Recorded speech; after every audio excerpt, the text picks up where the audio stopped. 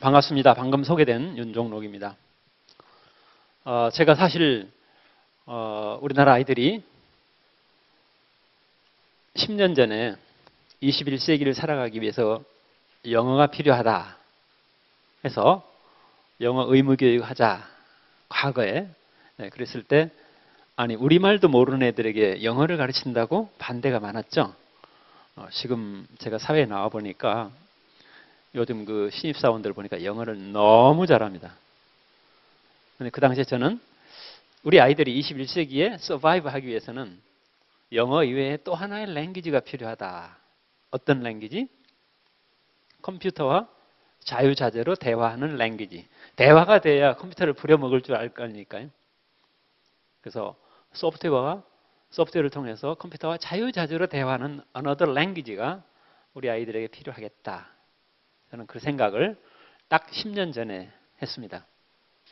그래서 앞으로 우리 아이들에게 영어를 가르쳤던 것처럼 소프트웨어를 의무교육하자 했던 게 10년 가까이 됐는데 오늘 이 자리에서 중고등학교 의무교육이 시작되는 이 순간에 제가 수도권 그리고 제주에 계시는 선도학교 교장 선생님들과 대화를 할 수 있게 돼서 대단히 기쁘게 생각합니다.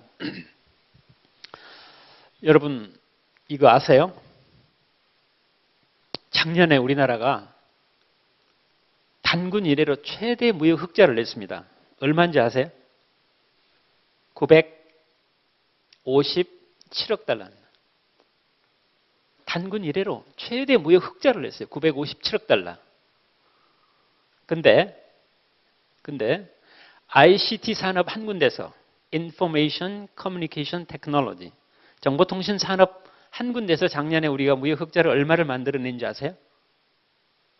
대한민국 전체가 957억 달러를 만들어낼 때 ICT 산업 한 군데서 작년에 우리나라가 무역 흑자를 955억 달러를 만들어냈습니다.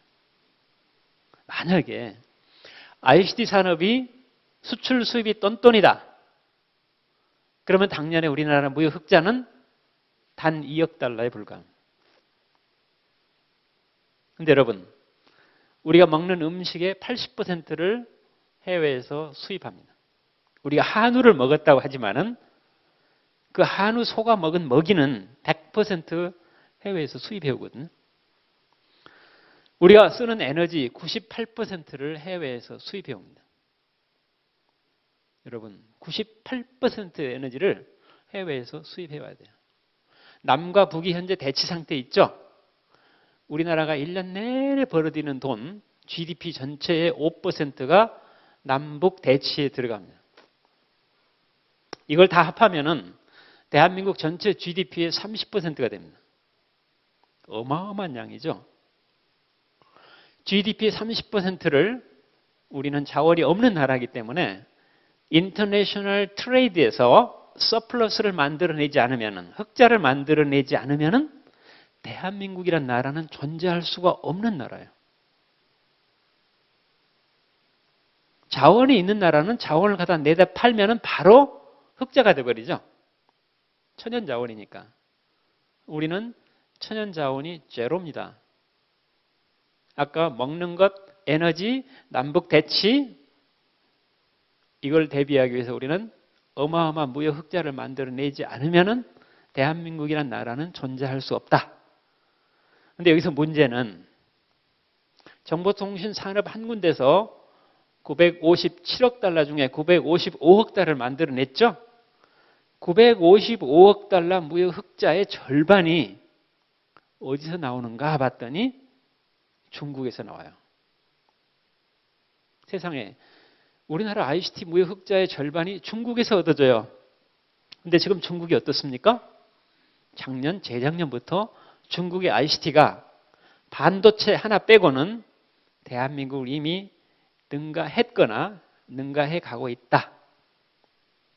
따라서 ICT 절반이 중국에서 흑자를 낸다는데 중국이 앞으로 그 절반의 흑자를 우리한테 호락호락 내주겠느냐? No. 중국에서 얻은 순수 500억 달러 가까운 무역 흑자가 제로를 향해서 내려갑니다. 아울러서 중국을 제외한 나머지 나라의 무역 흑자도 중국이 야금야금 갉아먹기 시작합니다. 우리나라 경제 앞으로 미래가 어떻게 되겠습니까? 대한민국 무역 흑자의 99.5%가 ICT 산업 한 군데에 의존하고 있다. 그 당시 저는 정보통신을 다루는 차관이었고 정보통신산업진흥 원장이었기 때문에 굉장히 프라우드하게 생각했을지 모르지만은 대한민국 국가 경영을 하는, 경제 경영을 하는 입장에서 본다면은 대단히 취약한 구조다. 저는 이렇게 생각합니다. 이 문제를 앞으로 어떻게 해야 될까? 대단히 중요한 문제입니다.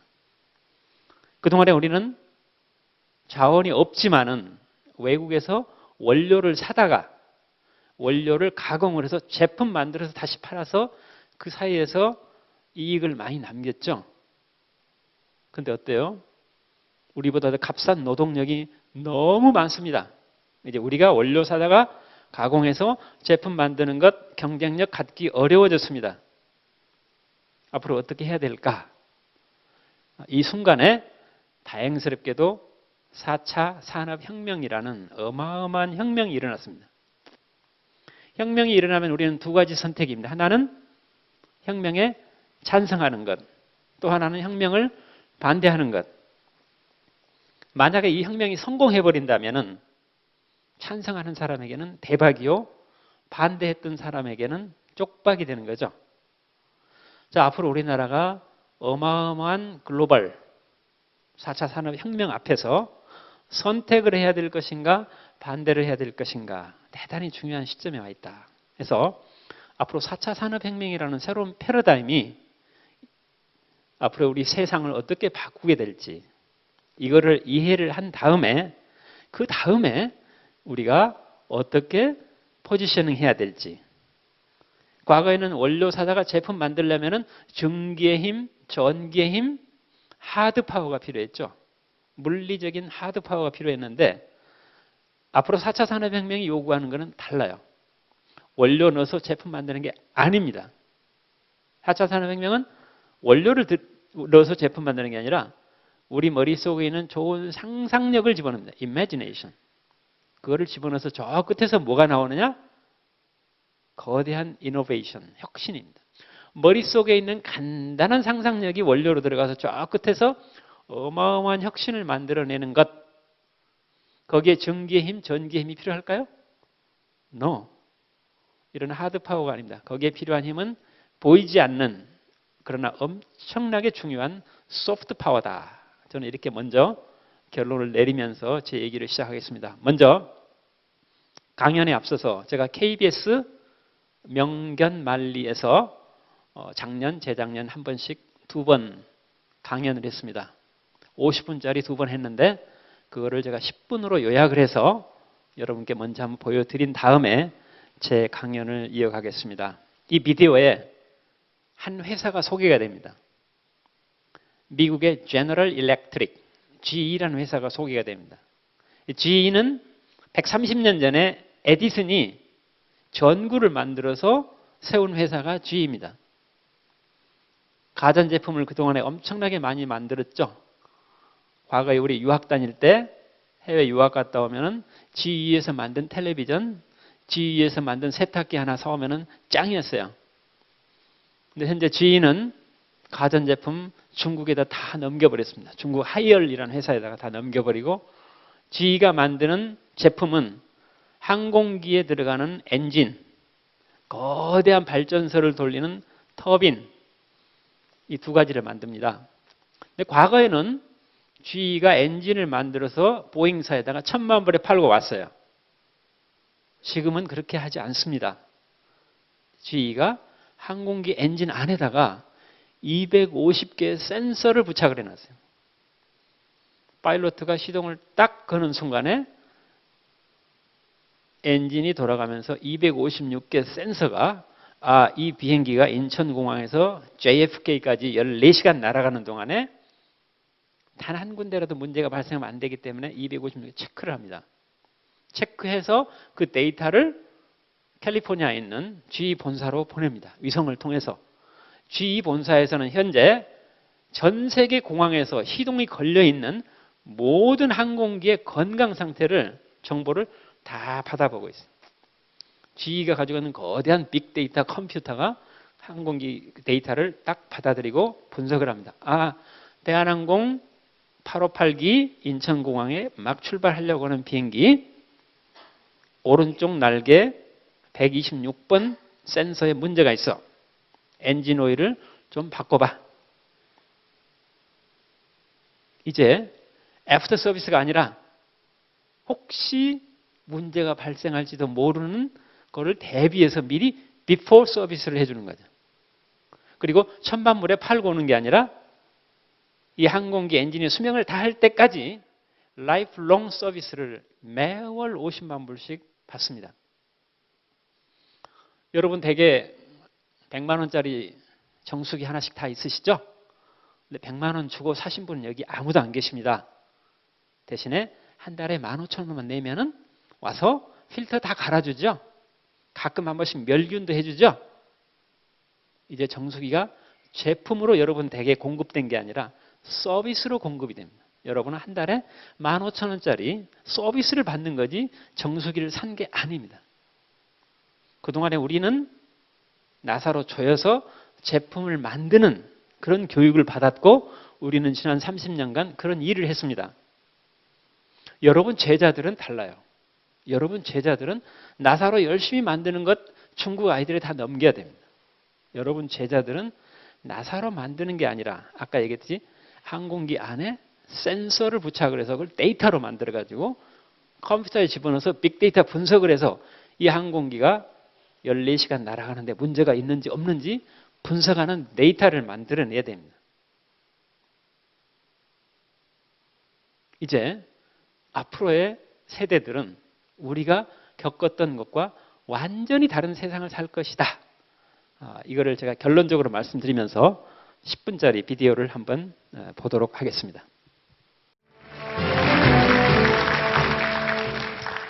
울산에 불이 꺼지고 있다.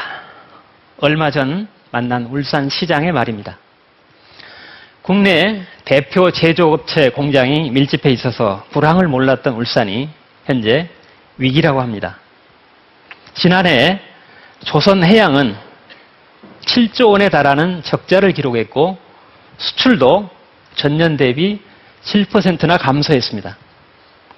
몇 가지 통계를 더 찾아봤습니다. 2014년 산업별 매출액 증감률인데요. 유일하게 제조업만 마이너스 성장했습니다. 문제는 제조업 부진이 어제 오늘 일이 아니라는 건데요. 제조업의 영업이익률이 2010년 이후 계속해서 하락하고 있습니다. 지금까지 우리 제조업은 더 싸고 더 튼튼하게 만드는데 사활을 걸어왔습니다. 좋은 원료와 기술력 그리고 값싼 노동력을 투입을 해서 세계 시장에서 경쟁력을 갖출 수 있었습니다. 그런데 나라 밖의 기업들이 우리와 다른 전략을 취하기 시작했습니다. 제조업, 그러니까 하드웨어죠. 하드웨어에 소프트웨어 기술을 결합해서 새로운 가치를 만들고 있는 것입니다. 제품이 아니라 산업 전체를 소프트웨어와 결합하려는 대담한 시도를 진행 중인 업체가 있습니다. 에디슨이 만든 130년 전통 제조기업 미국의 제너럴 일렉트릭, GE사입니다. 지금 GE의 변화를 전 세계가 주목하고 있습니다.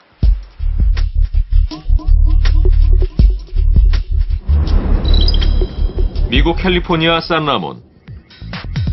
GE는 2011년 소프트웨어 센터를 세우고 소프트웨어 역량을 강화하고 있다. GE는 소프트웨어를 기반으로 제조업에서 새로운 부가가치를 만들어가고 있다.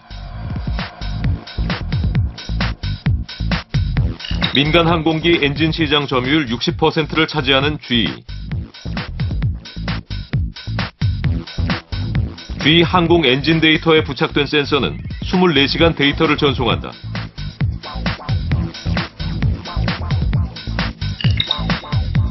GE 항공운항센터는 수집한 데이터를 분석해서 연비를 극대화할 수 있는 최적의 비행기 조종 방법을 제안하고 엔진 유지, 보수까지 맞춤형 서비스를 제공한다.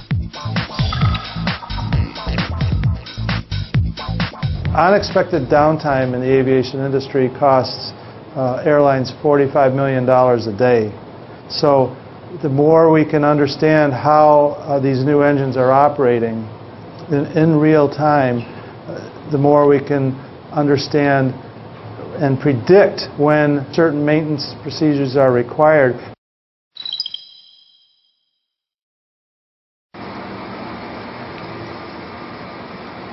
GE의 가스 터빈 공장, 축구장 400개를 합쳐놓은 크기다. 이곳에서 화력발전소의 심장인 가스 터빈이 만들어진다.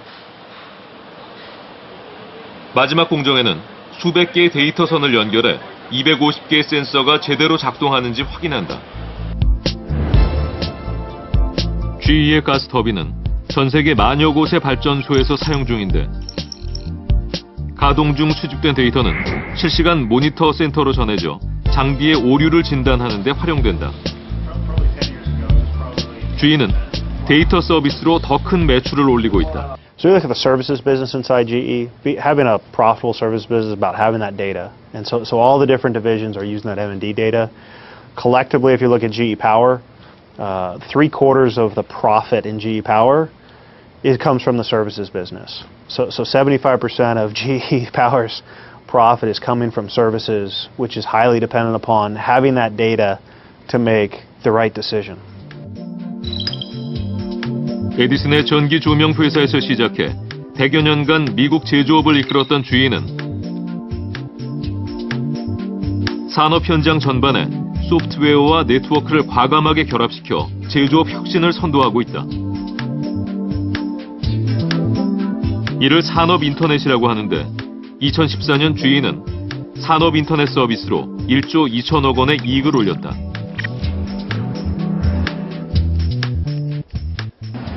So our aspiration is to be a digital industrial company. We're about $6 billion in software today. We'd like to grow that 20% and be a $10 billion software company by 2020. But we're a company that needs to be based in software to be successful in the future. 2020년까지 소프트웨어 기업이 될 것이다. 전통 제조업체 GE가 이렇게 선언했습니다. 방금 보신 것처럼 가스터빈을 만드는 GE 파워의 경우에 매출액의 75%가 제품 판매가 아니라 비포 서비스, 즉 제품의 데이터를 분석하고 관리하는 서비스에서 나온다니 GE는 이미 소프트웨어 회사라고 해도 과언이 아닙니다. 미국에서 시작된 이 변화를 제4차 산업혁명이다. 이렇게 부르고 있습니다. 1차 산업혁명은 증기기관을 통한 기계적인 혁명이었습니다. 2차 산업혁명은 전기의 힘을 이용한 대량 생산의 시작. 3차 산업혁명은 컴퓨터를 통한 자동화로 볼 수 있고요. 4차 산업혁명은 소프트 파워를 통한 지능형 제품과 지능형 공장의 탄생이다. 이렇게 정의할 수 있습니다.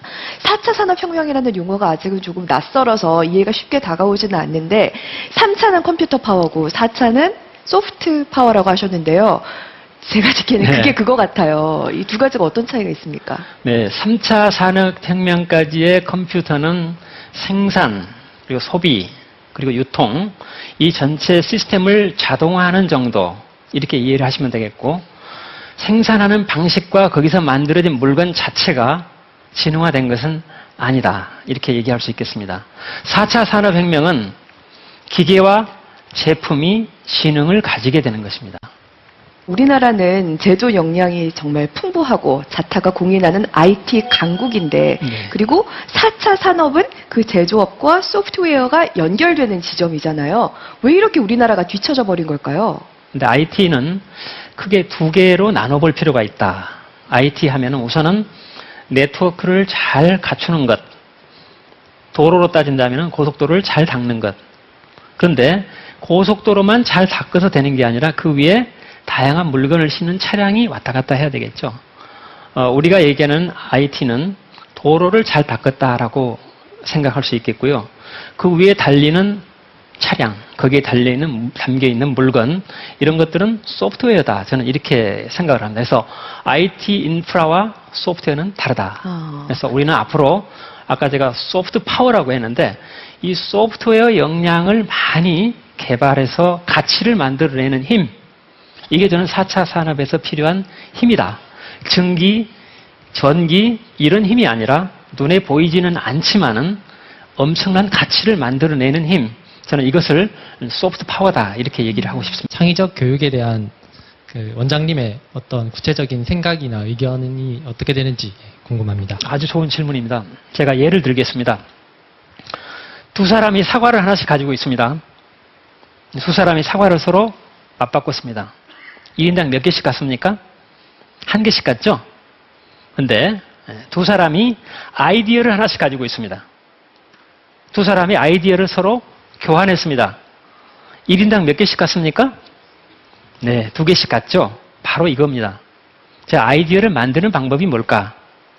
토론입니다. 자, 아이디어를 만들어서 교환하면 되겠죠? 교환하는 수단이 뭘까? 질문입니다.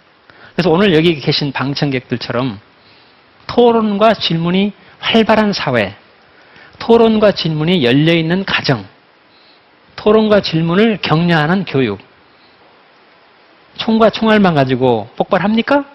절대 폭발하지 않습니다. 뭐가 필요해요? 방아쇠를 당기는 힘이 필요하죠.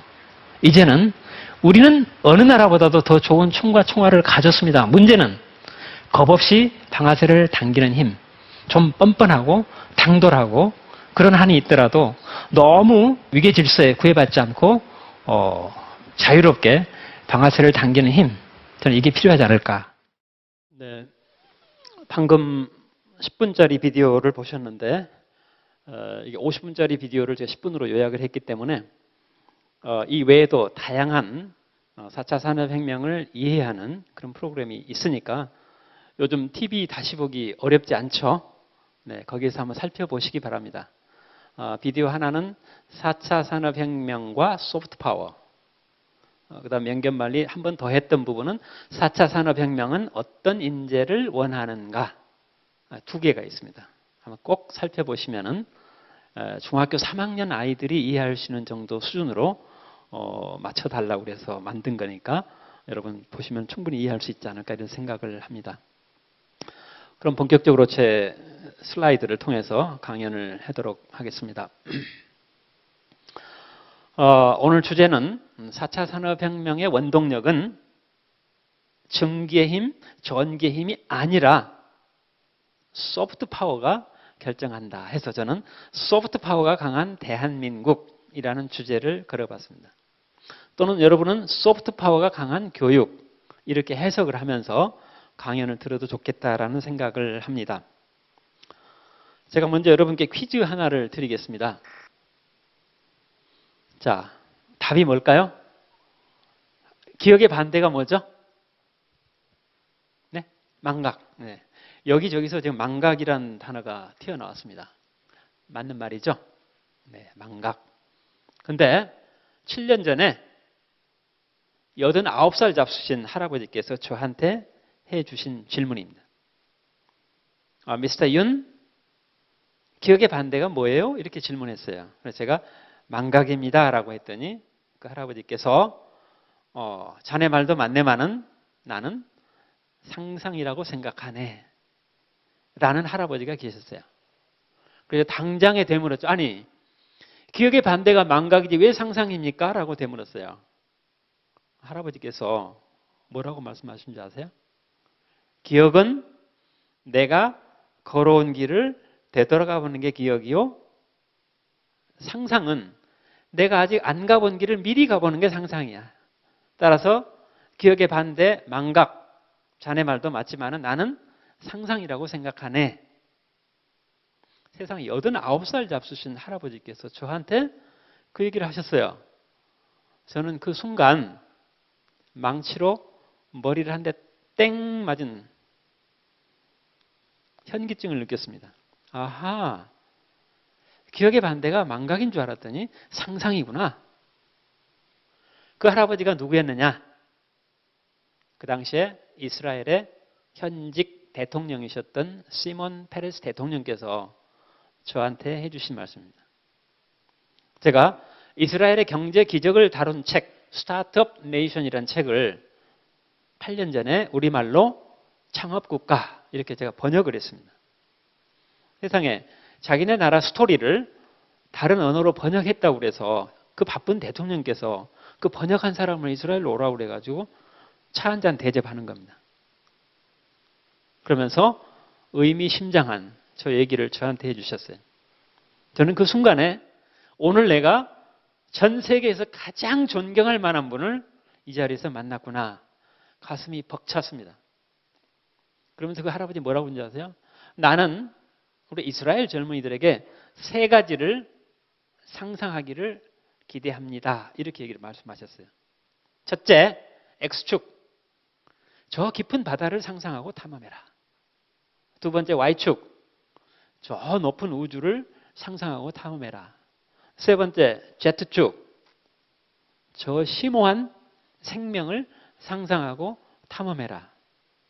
세상에 89살 잡수신 할아버지 대통령께서 나는 우리 이스라엘 젊은이들에게 주저함 없이 저 깊은 바다, 높은 우주, 그리고 심오한 생명, 이 세 가지는 다른 어떤 나라보다도 우리 이스라엘 젊은이들이 앞서가야 돼.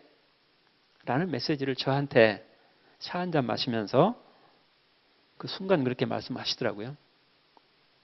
저는 정말 너무너무 정치인으로서 정말 존경할 만한 분을 그날 발굴해서 너무 그날 행복했습니다. 이분이 어떤 분인가 궁금하시죠? 네, 이분이 1948년에 이스라엘과 우리나라가 정부가 탄생했습니다.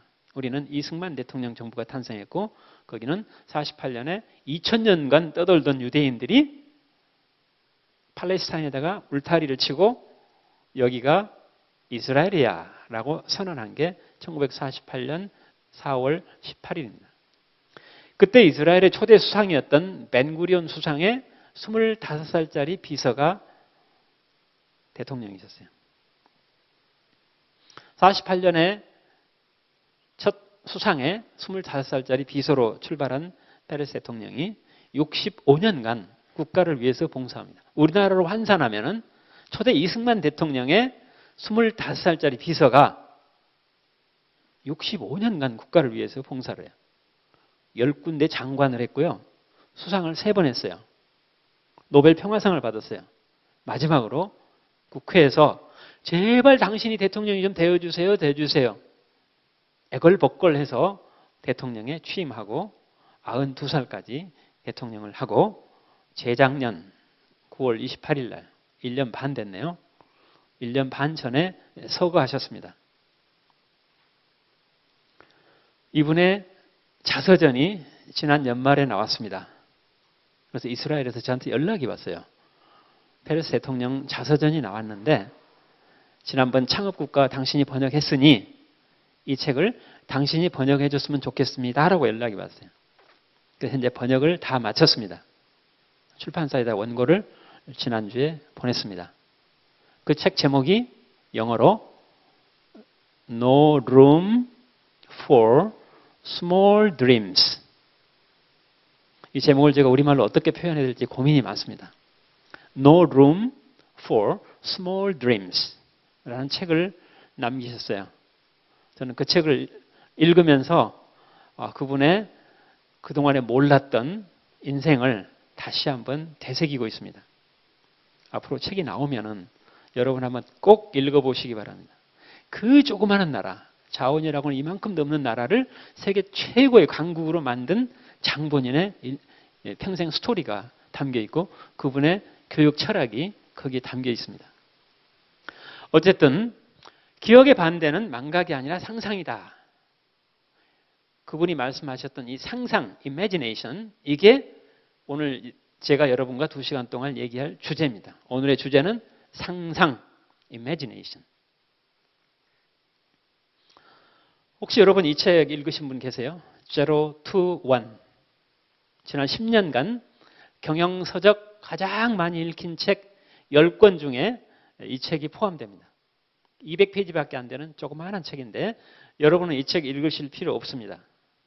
대신에 여기 나와 있는 그래프 이거 하나만 이해하시면은 여러분은 이 책을 다 읽은 것과 다름없다. 이 그래프 너무 쉬운 그래프죠? X축, Y축 딱 두 개밖에 없습니다. 너무 쉽잖아요. X축이 뭐라고 되어 있습니까? 1을 N으로 만든다 이렇게 되어 있죠. 누군가가 1을 만들어 놓으면 잽싸게 가서 카피해서 2, 3, 4 만드는 것. 피터 틸은 이거를 수평적 확장, horizontal expansion 이렇게 표현했습니다. 이 X축은 누군가가 1을 만들어 놔야 돼요. 스티브 잡스가 아이폰을 만들어 놓으니까 우리나라 삼성이 즉각 카피해서 갤럭시 딱 만들어냈죠. 지금은 갤럭시가 아이폰보다 더 많이 팔려요. 우리나라는 지난 60년간 대한민국 경제는 X축 세계에서 넘버원이었습니다. 남이 만들어 놓은 것 얼른 카피해서 더 좋게 만드는 것 X축 경제였어요. 근데 피터 틸은 X축만 가지고 앞으로 살기 힘들 거야. Y축으로 한번 눈을 돌려봐. Y축이 뭐라고 되어 있습니까? 0을 1로 만든다라고 되어 있죠. 이제 앞으로는 0을 1로 만들 줄 아는 경제를 알아야 돼. 여기서 0이 뭘까요? 피터 틸은 0이라고 표현했지만 저는 0을 이렇게 해석합니다. 여러분 제자들 머릿속에 있는 좋은 아이디어, 아무리 좋은 아이디어를 하더라도 머릿속에 갇혀있는 동안은 제로예요. 그 아이디어를 끄집어내서 eventually, 필연적으로 great innovation을 만들었을 때 일이 되는 거다. 피터 틸은 zero to one이라고 그랬지만 저는 imagination to innovation, imagination을 거대한 이노베이션으로 바꾸는 것. 이번 정부에서 추진하는 창업국가 건설. 창업이 뭐예요? 창업은 개업이 아닙니다. 개업은 음식점 잘 되니까 나도 하나 차려야지. 이거는 창업이 아니에요. 비즈니스 오프닝. 창업은 비즈니스 크리에이션. 작아도 좋아요. 누구도 아직까지 해보지 않았던 거를 만들어내는 게 창업이에요. 개업은 피자의 반지름을 넓히는 작업이 아니에요. 따라서 피자의 면적이 안 늘어나죠. 창업은 피자의 반지름을 0.1mm라도 늘리는 작업이에요. 따라서 파이가 넓어지는 거죠. 앞으로 우리가 해야 될 일은 제로를 원으로 만드는 것. 지난 정부에서 얘기했던 창조 경제. 창조가 뭡니까? 크리에이션 한다는 거잖아요. 오른쪽 수평적 확장처럼 남이 만들어 놓은 것을 카피하는 게 아니라 이제는 브레인을 통해서 세상에 없던 것을 만들어내는 것. 그걸 지난 정부에서는 창조 경제라고 그랬고 이번 정부에서는 창업국가 건설. 피터 틸은 zero to one. 결국은 X축을 Y축으로 바꾸자 이런 얘기입니다. X축을 Y축으로 바꾸는 게 쉬운 일입니까? 교육이 바뀌어야 됩니다. 문화가 바뀌어야 됩니다. 제도가 바뀌어야 됩니다. 따라서 X축을 Y축으로 바꾸는 것은 policy, 정책이 아닙니다. 이거는 paradigm. 여러 요소가 같이 바뀌어야 바뀌기 때문에 정책이 아니라 패러다임의 전환입니다. 패러다임의 전환. X축 패러다임을 Y축으로 바뀌어야 되겠다. 여러분이나 저는 X축 패러다임에서 그동안 지난 20, 30년간 살아왔고 현재 살고 있습니다. 그러나 피터 틸은 X축 패러다임보다는 앞으로 Y축 패러다임을 더 주목해야 되겠다. 여러분 피터 틸이 어떤 분인지 아세요? 피터 틸은 2002년에 페이팔이라는 회사를 만든 창업자입니다.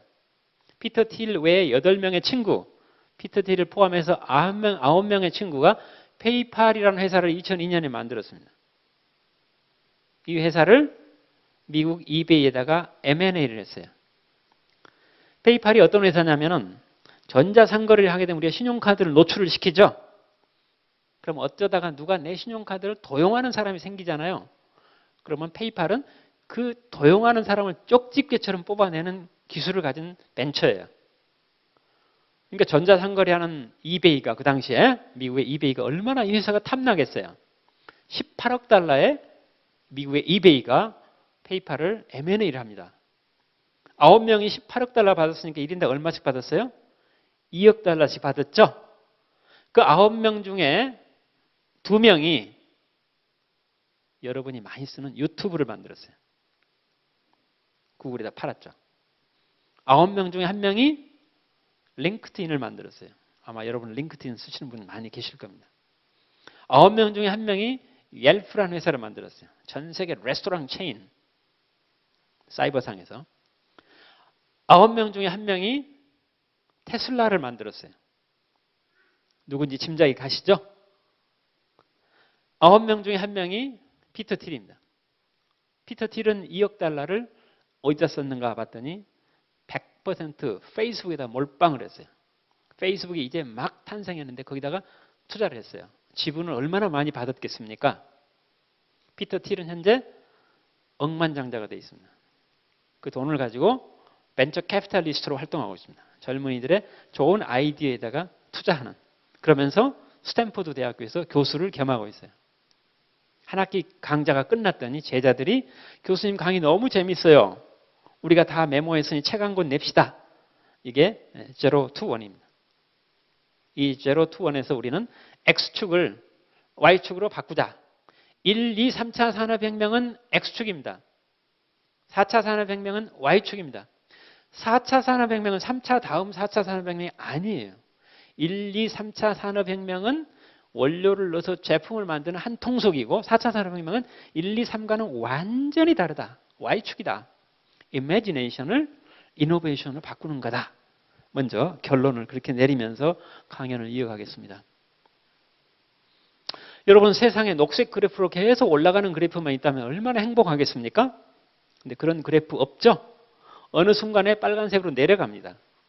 그런데 영원히 빨간색으로 내려가지도 않아요. 어느 순간에 다시 또 파란색으로 올라갑니다.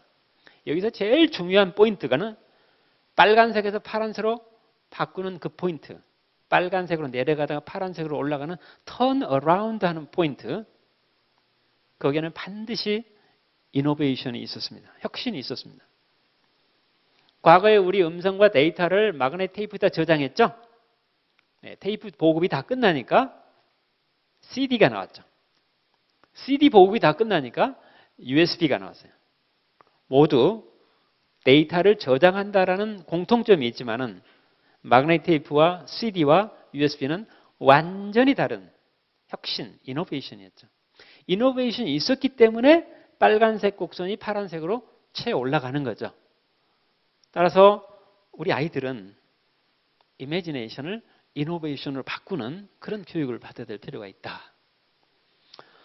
여기 퀴즈 하나가 더 나와 있습니다. 답이 뭘까요? 바닷물 1톤을 먹을 수 있는 물로 바꾸는데 코스트가 얼마나 들까?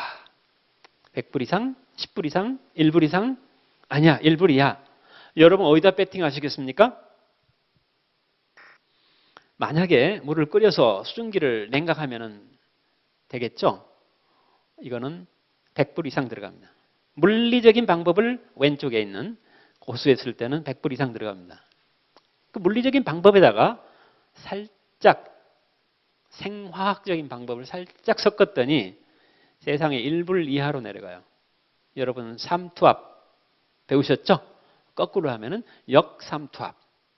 물리적인 방법에다가 역삼투압이라는 생화학적인 기술을 살짝 섞었더니 100불 이상 하던 것이 1불 이하 정확하게 52센트의 전기료를 부담하면은 바닷물 1톤을 민물로 바꾼답니다. 여러분 얼마나 소중한 기술이겠습니까? 이 기술이 어느 나라에서 나왔느냐? 이스라엘에서 1970년도에 나옵니다. 이 기술 하나가 1970년대 10년간 이스라엘을 먹여 살립니다.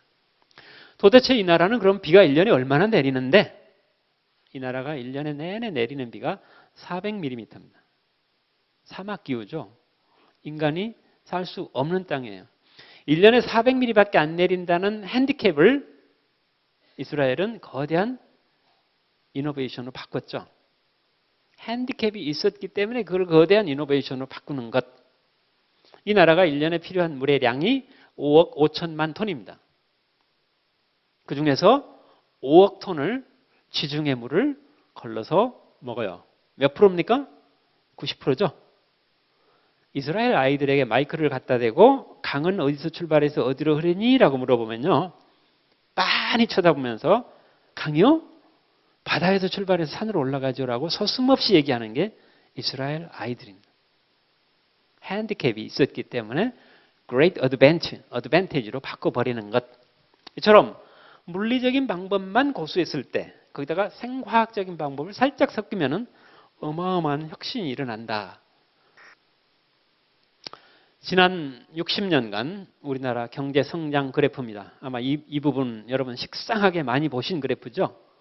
53년에 한국 전쟁 끝나고 우리나라가 1인당 GDP 67달러, 아프리카의 가나가 68달러, 세계에서 가장 못 사는 나라 10개에 우리나라가 포함됐던 적이 있습니다.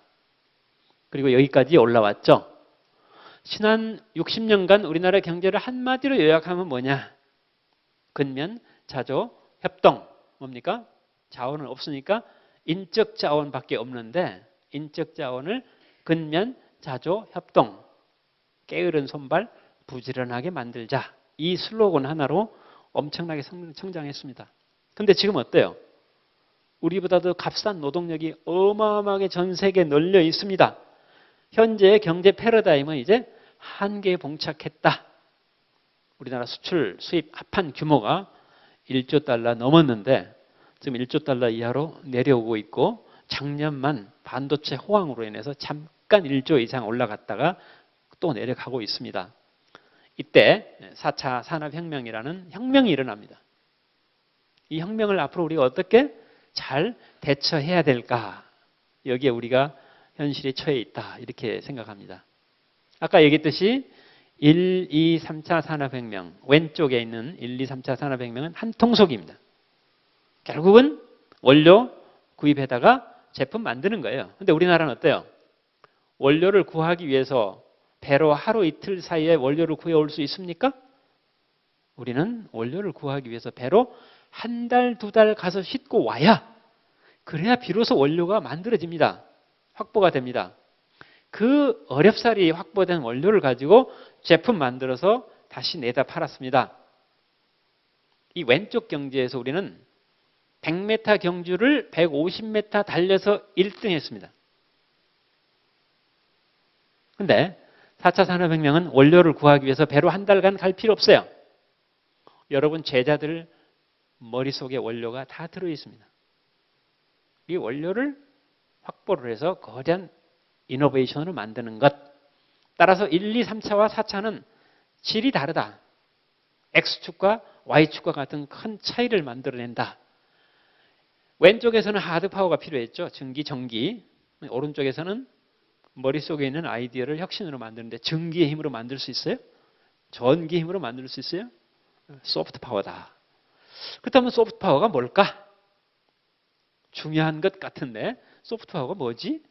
눈에 보이지도 않고 만질 수도 없는 소프트 파워가 뭐지? 여기에 6가지를 제가 적어놨습니다. 여러분이 다 아는 내용이죠? 다 아는 내용이기 때문에 왼쪽 위에 있는 소프트웨어 하나만 얘기하겠습니다. 2013년 3월 그 당시 미래창조과학부라는 새로운 부서가 단군 이래 최초로 만들어졌습니다.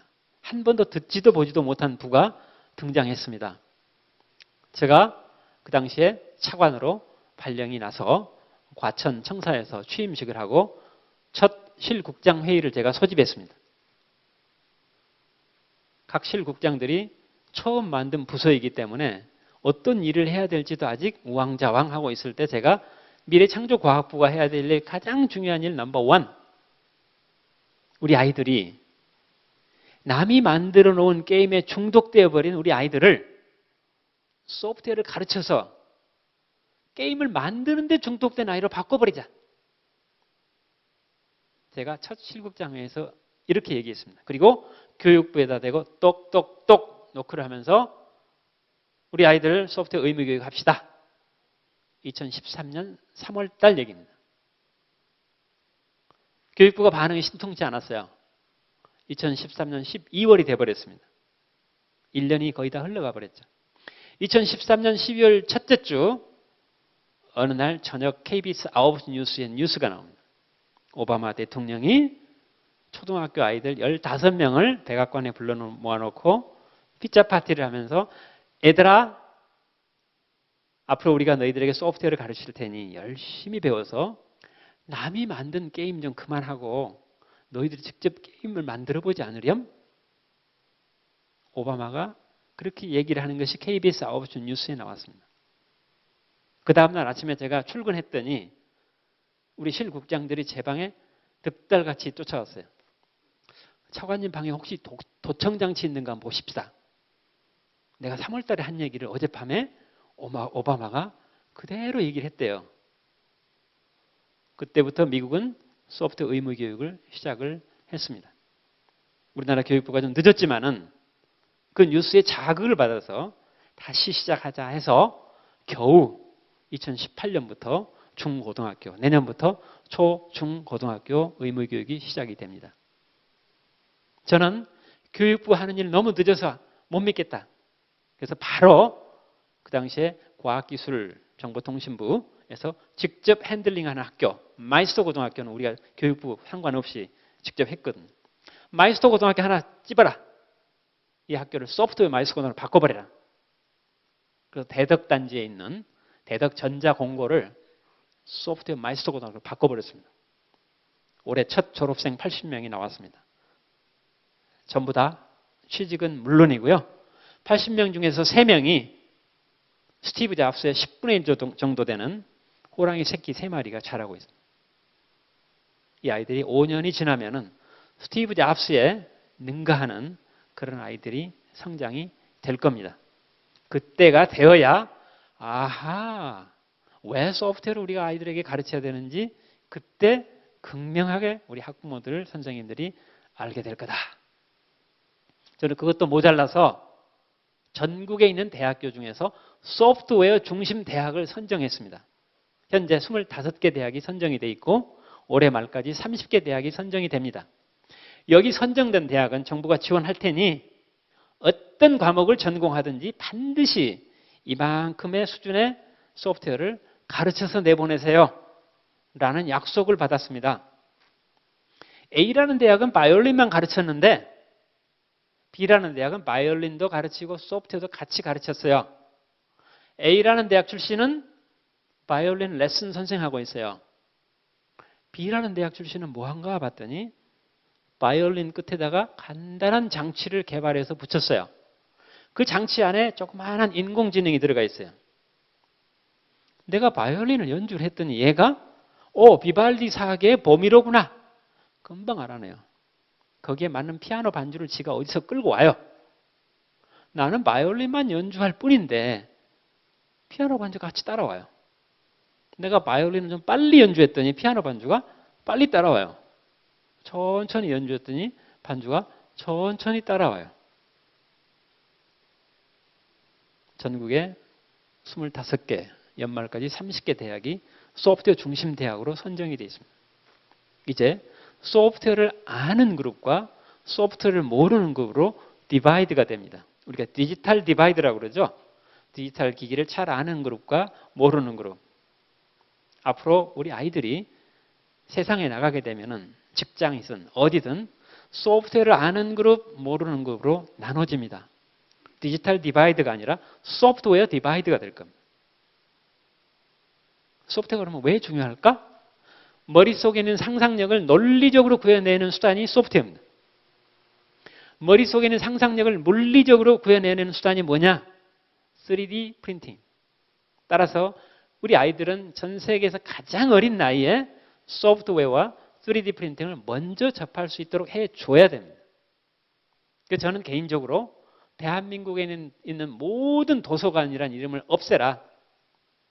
대신에 무한 상상실로 바꾸라. 도서관이라는 이름 지금 필요할까요? 여러분 핸드폰 안에서 얼마든지 도서관 기능을 다 하고 있는데 지금도 도서관 무한 상상실로 바뀌고 거기에서 코딩, 3D 프린팅을 직접 체험할 수 있는 공간으로 바꿔야 된다. 이처럼 소프트 파워는 이미지네이션을 이노베이션으로 바꾸는데 하나의 챌린지할 수 있는 수단이기 때문이다. 우리는 다행스럽게 두 개의 지구에 살고 있습니다. 하나는 당연히 발로 딛고 있는 지구죠. 네, 발로 딛고 있는 이 지구는 상암동 축구 경기장 안에 있는 우리나라의 면적은 킹 사이즈 침대에 불과합니다. 그 넓은 축구 경기장 안에 있는 조그마한 킹 사이즈 침대에서 우리 아이들이 놀고 있어요.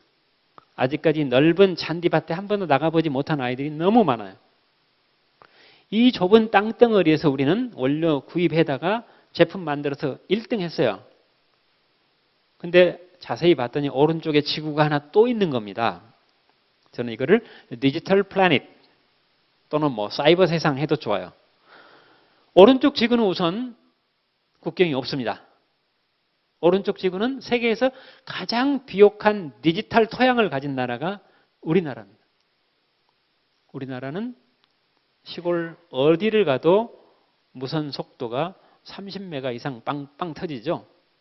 미국 대도시에서 조금만 벗어나면은 인터넷 속도 1메가 이하로 뚝 떨어집니다. 디지털 비옥한 정도가 전 세계에서 우리나라를 따라올 나라가 없어요. 오른쪽 지구는 디지털 토양이 가장 비옥한 나라가 우리나라다. 따라서 좋은 씨앗만 확보한다면 오른쪽 지구에서 우리가 어마어마하게 경제적인 가치를 만들어낼 수 있다. 그 씨앗은 여러분 제자들의 머릿속에 있는 good imagination이다. 정말 다행스럽게도 우리는 오른쪽 지구 1, 2, 3차 산업혁명은 왼쪽 지구에 있다고 본다면 4차 산업혁명은 오른쪽 지구, X축이 왼쪽 지구에 있다고 본다면 Y축은 오른쪽 지구에서 일어나는 거다. 제가 지금까지 여러분께 imagination을 innovation으로 바꾸자. 손에 잡히지도 않아요. 눈에 보이지도 않아요.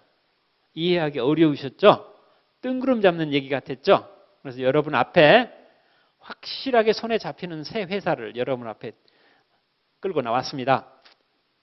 자, 먼저 구글. 구글의 나이가 20살입니다. 대학 1학년생이죠. 20년 전에 구글이 태어났을 때 전 세계 인터넷 검색을 완전히 석권한 회사가 이미 있었어요. 야후. 기억나시죠? 네. 야후가 전 세계 인터넷을 완전히 석권했을 때 응애하고 태어난 게 구글이에요. 그리고 20살이 지났습니다. 대학 1학년생 됐습니다. 현재 구글의 마켓 캐피탈라이제이션 기업 가치는 750조 원입니다. 세계 1위가 애플 950조 원, 세계 2등이 구글 750조 원이 됐습니다. 20년 만에. 자, 구글이 노벨상을 한 10개쯤 만들어냈습니까? No. 구글이 만들어낸 건 단 한 개도 없습니다. 새로운 기술은. 단지 구글 이스라엘 연구소에서 근무하던 40살도 넘은 아줌마, 요엘 마르크라는 아줌마의 머릿속에서 나온 간단한 이미지네이션, 간단한 상상력이 거대한 혁신을 만들어낸 것일 뿐입니다. 그 아이디어가 뭐냐? 그 아줌마가 야, 이런 거 한번 만들어 보면 어때? 검색창에다가 NY 두 개만 집어넣으면 지가 알아서 뉴욕 타임스, 뉴욕 양키즈, 뉴욕 라이브러리 NY만 집어넣는데 지가 막 서제스트하게 만들면 얼마나 편해. 만약에 구글 서제스트라는 검색이 없었다면 여러분은 뉴욕 양키즈 다 집어넣어야 돼요. 양키즈 단어 모르면 사전 찾아서 집어넣어야 돼요. 근데 그 아줌마는 그럴 필요 없다. NY만 치면 가장 많이 검색하는 것부터 찾아서 suggest 해주면 탁 클릭하면 나오자. 지금이야 당연한 얘기지만은 그 당시에는 굉장한 기술이었습니다. 아이디어였습니다. 그 요엘 마르크의 아이디어를 구글 suggest라는 검색 엔진으로 만드는 데는 불과 5개월 걸렸습니다. 구글 suggest라는 새로운 검색 엔진이 나오면서 야후는 시들시들가고 구글이 점점 커갑니다. 2006년 6월 25일 날, 2년쯤 전이죠. 6월 25일 날 야후는 지구상에서 이제 완전 퇴출됐습니다. 여러분 멀리 갈 것 없어요. 우리나라의 네이버. 네이버는 구글보다 한 살 많아요. 대학 2학년생, 21살입니다. 현재 네이버 주식을 다 팔면은 대한민국 KT 주식 다 판 것 더하기 SK텔레콤 주식 다 판 것과 똔똔 같아요. 제가 KT에서 25년간 근무했습니다. 맨 마지막에 KT 부회장을 하고 나왔습니다. KT를 너무나 잘 알죠. KT는 전국에 450개 노른자의 땅에 전화구를 가지고 있습니다. 폭이 5m 이상 되는 모든 도로 밑에 광케이블이 깔려 있습니다. 여러분 아파트 지하까지는 광케이블이 와 있어요. 머리카락보다도 약간 가늘어요. 지하에서 여러분 아파트 층수까지만 구리선이 연결되어 있어요. 하늘에 무궁화 해성을 2개를 띄워놨습니다. 바닷속 30만 킬로미터의 해적 광케이블이 포설이 되어 있습니다. 어마어마한 회사입니다. KTX 저리 가라입니다. 해상에 그 어마어마한 회사 더하기 SK텔레콤 2개를 합쳐야 분당에 32층짜리 빌딩 하나 덜렁 가지고 있는 네이버와 똔똔이에요. 네이버가 노벨상은 고사하고 거대한 과학기술을 단 한 개라도 만들어냈습니까? No. 네이버에 근무하던 팀장의 간단한 아이디어, 상상력. 여러분 지식인 아시죠? 왜 100명의 전문가가 10년에 걸쳐서 백과사전을 만들어야 됩니까? 이미 10년 후가 되면 올드 버전이 돼버리는데 5,200만 명의 에브리데이 리얼타임으로 백과사전을 만들 수 있는데 그 아이디어가 지식인입니다. 그 팀장의 아이디어 지식인을 지식인이라는 툴로 만드는데 불과 1년 걸렸습니다. 지식인이라는 툴이 나오면서 점점 성장하죠. 그리고 현재는 어마어마한 회사로 성장해버렸어요. 두 통신회사를 합한 회사로 성장했어요. 거대한 과학기술을 가지고 이 회사가 성장한 게 아니다. 팀장의 간단한 아이디어를 거대한 혁신으로 만들었을 뿐이다. 여러분 제자들이 해야 될 거는 그런 good imagination, 그 다음에 그 imagination이 나왔을 때 소프트웨어와 자본을 투하해서 이노베이션을 바꾸는 역할. 하나만 더 예를 들어볼까요? 미국의 인텔이라는 회사 다 아시죠? 여러분 노트북 삼성에서 만들었던 LG에서 만들었던 인텔 인사이드라고 적혀 있죠? 왜? 노트북 안에 가장 핵심되는 칩을 인텔이 만들었기 때문에. 인텔 창업자 두 사람 중에 한 명이 무어라는 사람이 있습니다. 자기 이름을 따서 무어의 법칙. 요 손톱만한 칩이 1년 6개월마다 속도와 용량을 2배씩 늘리겠다라고 장담해 놓은 게 무어의 법칙이에요. 1년 반마다 2배, 4배, 8배, 16, 32, 64, 128, 256 쭉쭉쭉 늘어나요. 속도와 용량이. 그리고 2002년에 정말 PC다운 PC가 386 PC입니다. 386 PC 이후부터 정말 PC다운 PC고 그 이전에는 PC가 성능이 약했죠. 그 386 PC 전체를 구동하는 칩이 딱 나와요. 인텔 8088이라는 칩이 나옵니다. 이 칩이 워낙 속도가 빨라가지고 PC 전체를 구동을 해요. 그래서 무어의 법칙에 의해서 8098로 2배로 속도를 올리려고 노력을 했는데 워낙 연산 속도가 빠르니까 전력 소모가 많아서 열이 나기 시작해요. 여러분 제자들 공부방에서 한 2시간 동안 열심히 공부하고 있을 때 이마에다 손을 딱 갖다 대보세요. 이마가 뜨끈뜨끈하죠? 왜? 브레인이 엄청나게 작동을 하기 때문에. 인텔 8088 칩이 엄청나게 잘 돌아가는데 그걸 2배로 속도를 올리려고 봤더니 열이 너무 많이 나가지고 칩이 타버려요. 그래서 무어의 법칙이 2002년에 스탑됩니다.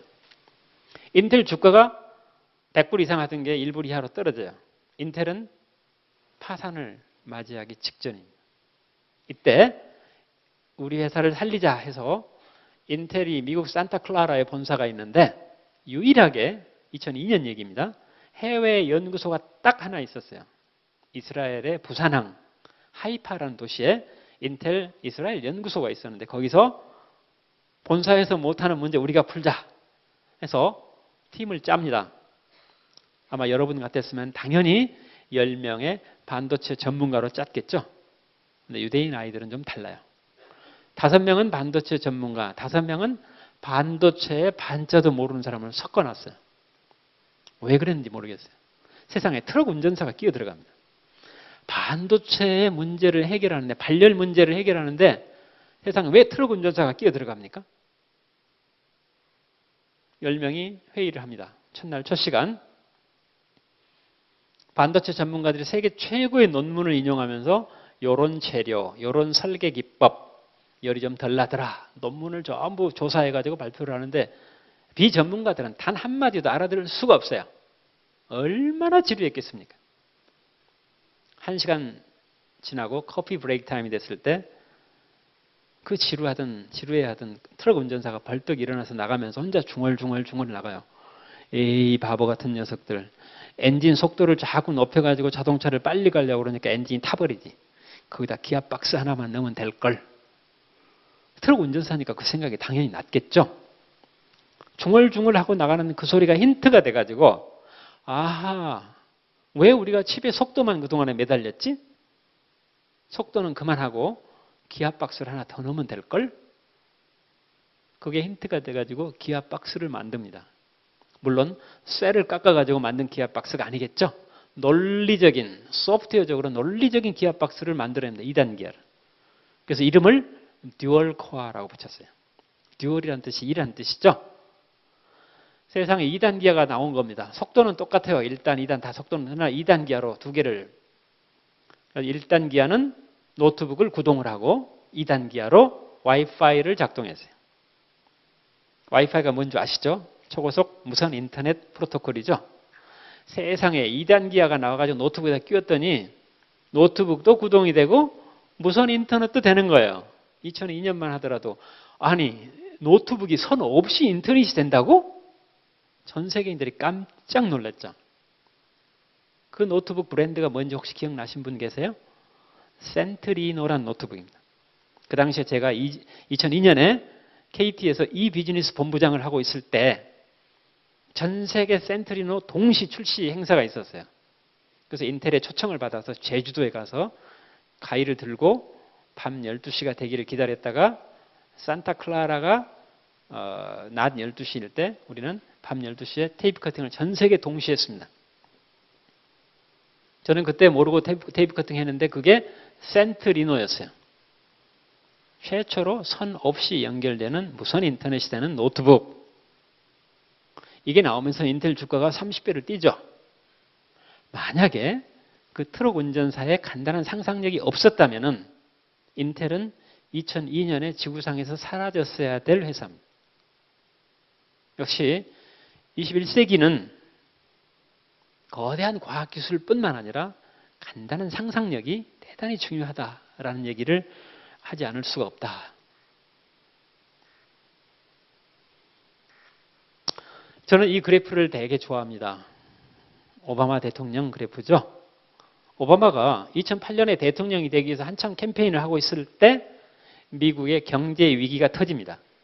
리만 브라더스 사건 혹시 기억나시죠? 리만 브라더스라는 회사가 파산되면서 거기에 물렸던 은행이 연쇄적으로 파산하면서 미국발 세계 경제 위기가 퍼져나갔죠. 그리고 바로 대통령에 당선돼요. 그리고 2009년 1월 달에 취임을 합니다.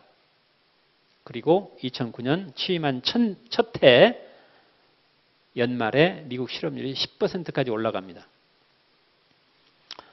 저는 개인적으로 미국에서 4번 살았습니다. 우리 온 가족이 미국에 왔다 갔다 4번 했습니다. 처음 20년간 3번 왔다 갔다 할 때는 야, 미국이란 나라는 이렇게 안정적인 나라구나. 3번, 20년이 지났는데도 아파트 렌트비가 50%도 안 올랐어요. 고속도로 톨비 그대로예요. 가스비 그대로예요.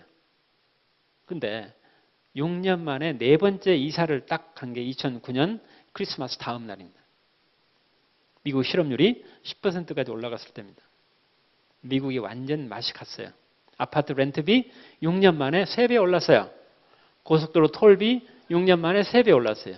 가스비 3배 올랐어요.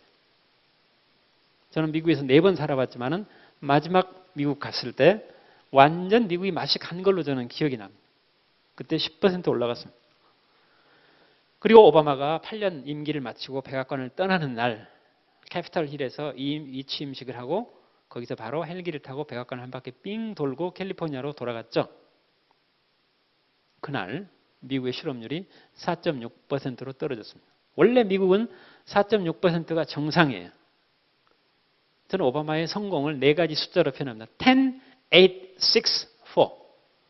10%의 실업률을 8년 동안에 6%나 낮춰서 4%대에 진입시켜 놓고 간 사람이 오바마다. 여러분, 전 세계 GDP의 25%를 차지하는 미국 경제에서 1% 실업률을 낮춘다는 일이 얼마나 어려운지인 줄 아십니까? 오바마는 재임 8년 동안에 6%를 드랍시켰어요. 어떻게? 24가지 정책 중에 가장 중요한 게 스타트업 아메리카. 세계에서 창업하기 가장 좋은 나라가 미국임에도 불구하고 창업에다 휘발유를 붓자. 이게 스타트업 아메리카라는 정책입니다.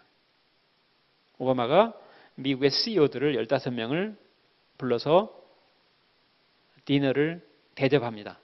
인텔, IBM, 마이크로소프트, 아마존 등등 해서 15명의 미국의 CEO들을 모아놓고 딱 한 가지 당부합니다. 여기 계신 CEO 여러분, 여러분들은 우리 젊은이들의 상상력을 후하게 대해주세요. 딱 한마디. 똑똑똑 놓고 하고 아이디어 100달러에 팔러 왔습니다 하면은 110달러에 사줘라 이런 얘기입니다. 세상에 젊은이가 아이디어를 100달러에 오퍼했는데 110달러에 사인해줘요. 얼마나 기분이 좋아요. 그래서 뭐 어떻게 사인하고 나가는데 젊은이 잠깐 너 나랑 같이 일해보지 않을래? 이렇게 하라는 얘기예요. 아이디어를 100달러에 판 것만으로 고마운데 같이 일하자요. 대기업에서. 여러분 발 없는 말이 천리 말리 가죠? 네. 인도, 중국, 한국 젊은이들이 good imagination, 좋은 아이디어가 떠오르면 어디로 갑니까? 미국으로 러쉬를 이루죠. 미국의 대기업들은 그 imagination을 돈과 과학기술을 접목을 해서 이노베이션으로 바꾸면 게임 끝. 이게 오바마의 생각입니다. 그런데 미국에서는 재래식 산업에서 가만 놔두면 한 달에 18만 개의 일자리가 빠져나갑니다. 대신에 창업에 의해서 23만 개의 일자리가 그 위에를 덮어요. 한 달 지나고 나면 5만 개씩 일자리가 계속 쌓여서 이 같은 현상을 만들어낸 거죠. 이거를 오픈 이노베이션, 개방형 혁신. 우리나라 대기업들 어때요? 똑똑똑 아이디어 100달러에 팔러 왔습니다 하면은 사진 찰칵 찍고 문 닫아버리죠. 뒤돌아서서 개발해버려요. 여러분이 아이디어가 있다면 어디로 가겠습니까? 지금 미국 실리콘밸리에서 성공한 기업 100개 중에서 48개는 미국 아이들의 이미지네이션이 아니에요. 다른 나라의 젊은이들이 좋은 아이디어를 가지고 미국으로 러쉬를 이룬 거를 성공시킨 게 100개 중에 48개예요. 그래서 우리나라 창업국가 건설, 지난 정부의 창조경제도 대기업이 오픈 마인드로 오픈 이노베이션, 개방형 혁신을 해야 된다. 좋은 아이디어가 있다면은 달나라까지라도 가서 모셔와야겠다라는 생각, 이게 절실하다. 저는 이렇게 생각을 합니다. 여러분, 이 국기가 어느 나라 국기인지 아세요? 이번 동계올림픽 때 메달을 꽤 많이 딴 나라이기 때문에 국기 개양대에서 올라가는 걸 많이 보셨을 겁니다. 네덜란드 국기입니다. 제가 작년 5월 달에 네덜란드를 다녀왔습니다. 제가 세계 여행을 많이 했는데 네덜란드는 작년에 처음 갔습니다. 왜 네덜란드를 처음 갔냐? 그 조그마한 나라가 전 세계에서 1위 농업수출국은 당연히 미국이죠? 그렇죠? 그러면은 왜 농업수출 2위가 중국, 캐나다, 호주 이런 나라가 아니라 네덜란드일까? 거기다 퀘션 마크를 하나 딱 찍고 제가 네덜란드를 갔습니다. 우리나라가 1년 농업수출이 5조 원입니다. 대한민국이. 네덜란드의 1년 농업수출이 얼마인 줄 아세요? 98조 원입니다. 경상남북도만한 땅이에요. 암스테르담 공항에 딱 도착했더니 맨 먼저 제 눈을 사로잡은 게 뭔지 아세요? 이 공항의 활주로는 바다보다 4m가 낮습니다. 이렇게 적혀 있더라고요. 세상에 내가 내린 그 공항이 북해 바다보다도 4m가 낮대요. 겁이 덜컥 나더라고요. 암스테르담 시내를 자동차를 타고 통과하는데 100m 정도 가면은 운하를 한 2개씩 건너가요. 운하를 자세히 들여다봤더니 요 운하는 바다보다 3.2m가 낮습니다. 요 운하는 바다보다 1.7m가 낮습니다. 바다보다 낮은 데서 계속 풍차로 물을 끌어올려서 0m가 되면은 댐으로 들어가요. 암스테르담, 담이 댐이란 뜻이에요. 썰물 되면 댐 엽니다. 그럼 물이 쫙 빠져나가죠. 밀물 되면 또 닫아요. 그 사이에 열심히 풍차를 돌려서 물을 0m까지 끌어올려요. 요 시스템이 붕괴가 돼버리면은 쉽게 얘기하면 우리 수도권의 25%가 물에 잠겨버려요. 이런 나라예요. 근데 세상에 미국이 당연히 농업수출 1위인데 왜 2위가 중국, 캐나다, 호주가 아니라 네덜란드일까? 여러분 실리콘밸리가 어디 있는지 모르는 분 단 한 분도 안 계시죠? 미국 캘리포니아의 산호세에 있습니다. 그러면은 우리가 매일 먹는 음식 푸드밸리가 어디 있는지 아시는 분 손 한번 들어보세요. 전 세계에 푸드밸리가 있는데 여러분은 실리콘밸리는 하도 많이 들어서 아는데 푸드밸리가 어디 있는지 아는 분은 아무도 안 계세요. 저는 이 조그마한 나라가 어떻게 농업수출 2위를 하는지 너무너무 궁금해가지고 도저히 좀이 쑤셔서 견딜 수가 없어요. 작년에 정보통신산업진흥 원장 시절에 그 네덜란드를 갔습니다. 네덜란드 암스테르담에서 서울 수원 정도 되는 거리에 와게닝겐이라는 조그마한 도시가 있어요. 거기에 전 세계 1700개의 식품회사 연구소가 거기에 다 모여 있더라고요. 실리콘밸리에는 스탠포드라는 싱크탱크가 있죠. 푸드밸리는 뭐가 있나 봤더니 와게닝겐 대학이 있더라고요. 거기는 대학이라고 안 그래요. 와게닝겐 U&R, University and Research. 거기는 대학이라고 안 부르고 University and Research.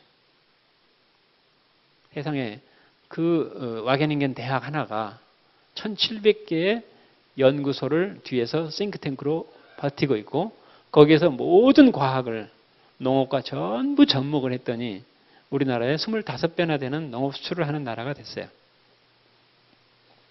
이 작은 나라에서 우리는 어마어마한 것을 배워야 된다. 이제 농업은 과학이다라는 슬로건 하나에서 엄청나게 결합을 했더니 하나만 예를 들어 볼까요? 우리나라의 젖소가 아무리 먹이를 많이 줘도 1년에 8,000리터 이상 우유를 못 잡니다.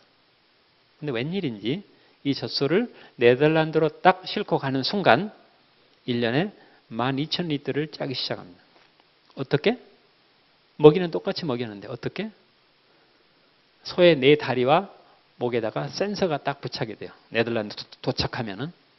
그래서 이 센서가 컴퓨터하고 무선으로 연결돼 있어요. 1번부터 5,000번까지 소가 아침에 몇 시에 일어나서 시간대별로 먹이를 얼마를 먹었는지 운동량이 얼마인지를 컴퓨터가 다 알고 있어요. 스케줄에 의해서 젖자는 시간이 정해져 있습니다. 젖자는 시간 2시간 전부터 움직이면 소가 움직이면 젖이 안 나와요. 과도하게 움직이는 소가 있어요. 젖자기 2시간 이전인데. 신호가 갑니다. 내 다리에 갑자기 바이브레이터가 부르르 떨면서 움직이던 소가 깜짝 놀라서 스탑합니다. 물론 소 입장에서 본다면 대단히 불행하겠지만은 이렇게 했더니 소가 1년에 12,000리터의 우유를 짜기 시작합니다.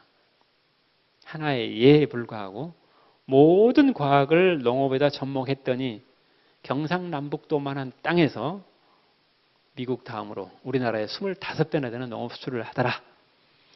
이처럼 과학과 ICT 이런 것들이 결합이 된다면 어마어마한 이노베이션이 가능하다 이런 얘기입니다.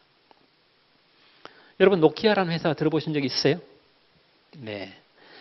적어도 아이폰이 나오기 전까지는 노키아가 세계 1위 단말기 회사였습니다. 삼성보다 더 큰 회사였습니다. 그런데 스티브 잡스가 아이폰을 짠 하고 오픈하는 순간 노키아는 별거 아닌 것 같은데 라고 잠깐 한눈 판 사이에 삼성은 잽싸게 따라붙어서 갤럭시를 만들어냈죠. 잠깐 한눈 판 사이에 노키아는 지구상에서 사라져버렸습니다. 핀란드 GDP의 65%를 차지하는 노키아가 사라져버리니 핀란드 경제가 얼마나 심각했겠습니까? 디지털로 넘어가는 순간 반 발자국도 늦었더니 노키아는 지구상에서 사라져버린다 이거죠. 이제 모든 인더스트리는 디지털로 가는 기업 외에는 살아남을 기업이 없다. 여러분 우버라는 회사 모르신 분 아무도 안 계시죠? 네. 저 개인적인 얘기를 해볼까요? 저희 딸아이가 현재 미국에서 변호사로 일을 하고 있습니다. 얘가 로스쿨을 다니면서 방을 두 사람이 같이 쉐어했어요. 학교 기숙사에서. 3년간 방을 둘이 나눴으니까 얼마나 프라이버시 등등 해서 힘들었겠습니까?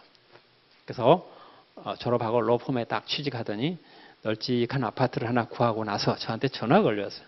아빠, 자동차를 하나 더 사고 싶은데 자동차를 사게 되면은 자동차 파킹랏 하나 추가하는데 500불 더 달래요.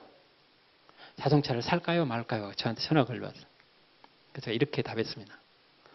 지구상에 있는 모든 자가용의 96%의 시간은 주차장에 파킹되어 있는 시간이야. 우리가 운전하는 시간은 4%밖에 안 돼. 그럼에도 불구하고 한 달에 500불 주고 스페이스를 확보하려면 확보해. 결국 자동차를 안 샀습니다.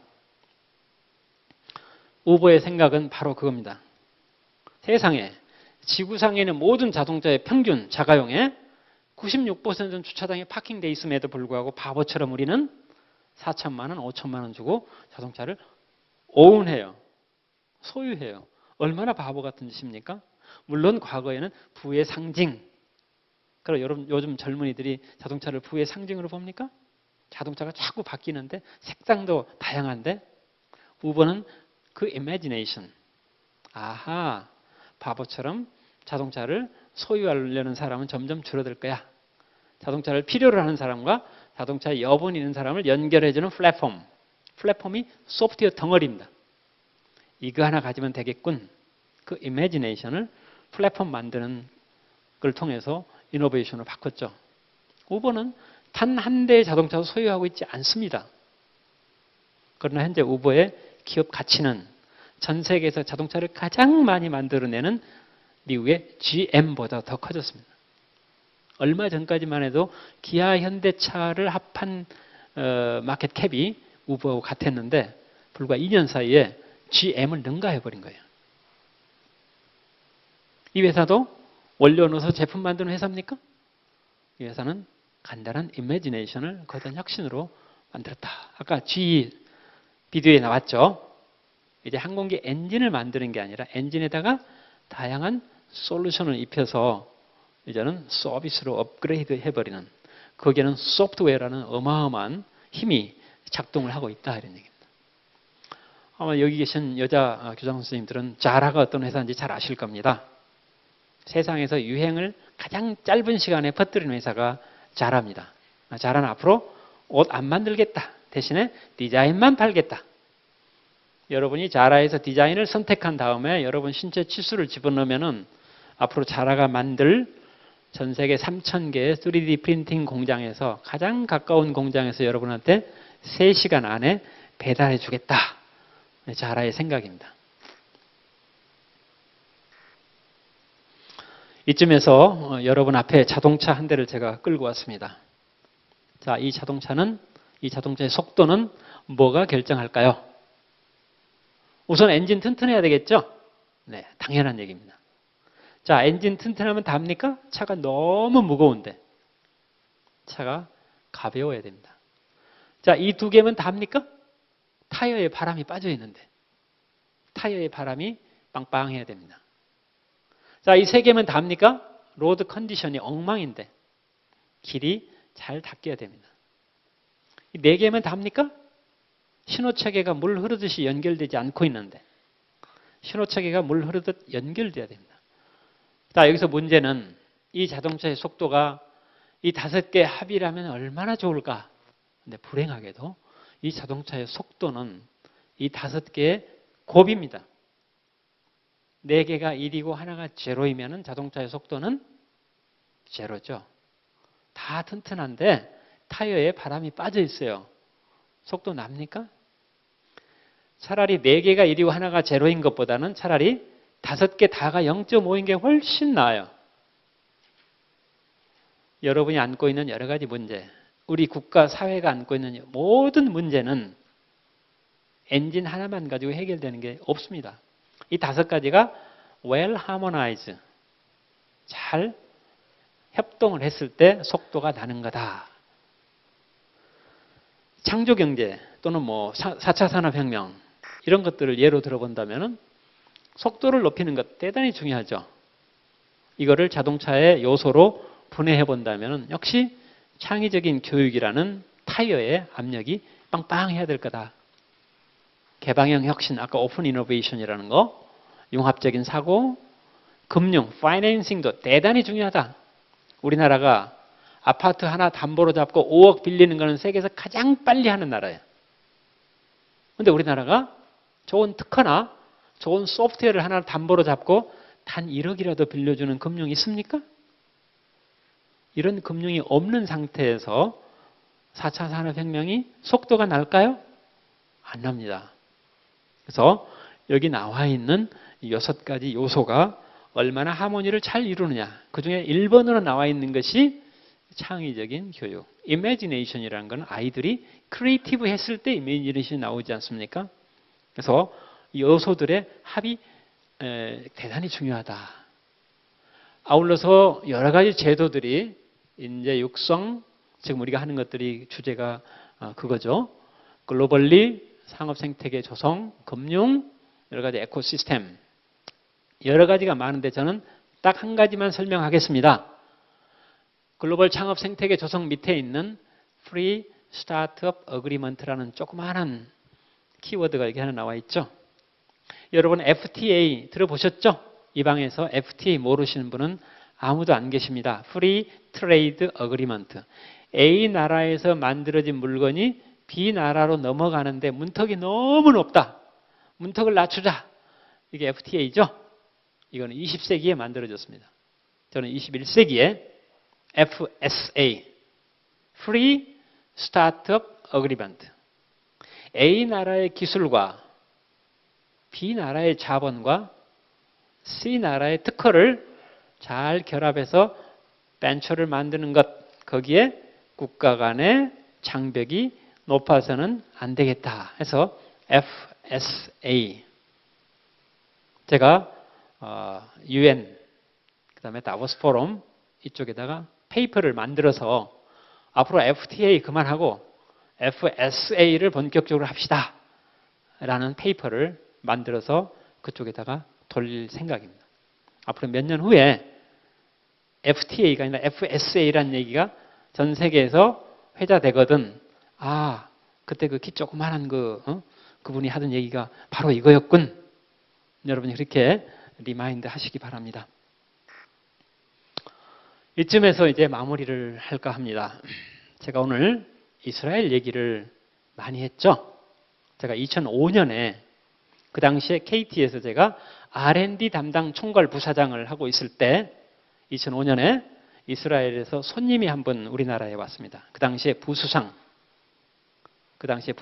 지금 네타냐후가 이스라엘 수상이죠. 네타냐후 바로 앞 수상이 에후드 올멜트라는 수상인데 이 에후드 올멜트 수상이 2005년에 부수상이었어요. 그리고 우리 나라를 방문했습니다. 그리고 KT하고 삼성전자 두 군데를 방문했는데 그 당시에 제가 그분이 KT로 오셨을 때 제가 현관에서 그분을 에스코트를 하고 이 방만한 미래정보통신관을 만들어 놓은 게 있는데 저랑 같이 1시간 동안 이 방을 투어를 했습니다.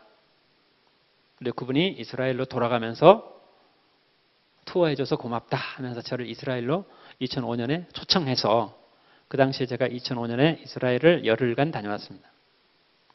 저는 그때 깜짝 놀랐습니다. 이스라엘 열흘 갔다 와가지고. 이야, 세상에 자원이 없는 나라는 국가 경영을 이렇게 하는구나.